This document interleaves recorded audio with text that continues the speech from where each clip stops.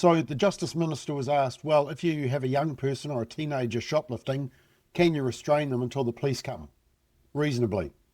And the Justice Minister said yes. And as you know, I've got no time for the Children's Commissioner. I think it's a botched position. Labor did away with it, ironically, and National have reintroduced it. The Children's Commissioner basically comes under the UN, United Nations auspices, and to me it's just a woke position. We had a lot of fights with the Children's Commissioner, used to back up kids who were tagging, obviously supported hugely the anti-smacking law, Cindy Kuro at the time, who's now the Governor General. But the notion of someone restraining and holding a young person who's been caught shoplifting until the police arrive has drawn sharp disagreement from the Chief Children's Commissioner, who is adding her voice to concerns from others, including Ministry of Justice, Crown Law, the Ministry for Disabled People, that's an interesting one, and Pōnekokori. And she said this: all children have a right to be free from all forms of violence. Well, restraining someone isn't violence, dear.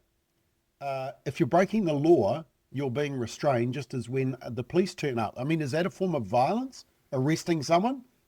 Well, probably she would say yes. In fact, I notice that there's a ban on restraints such as handcuffs at the boot camps if you've got a violent young person.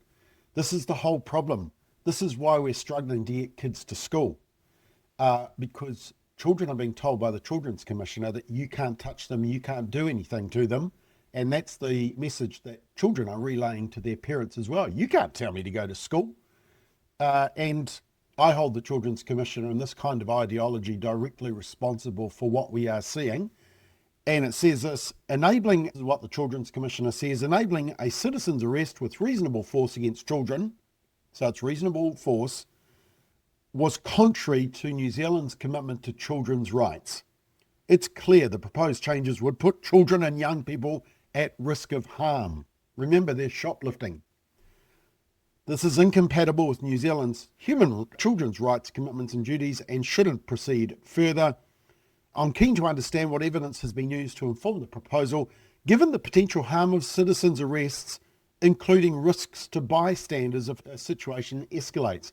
The other dumb point she made is that more than a quarter of retail workers are themselves teenagers, 15 to 24. Children's Commissioner, it's not compulsory. You don't have to do the citizen's arrest. Citizen's arrest is if you're in the position and you're able to deal with it, and you can use reasonable force to restrain or hold a offender until the police arrive.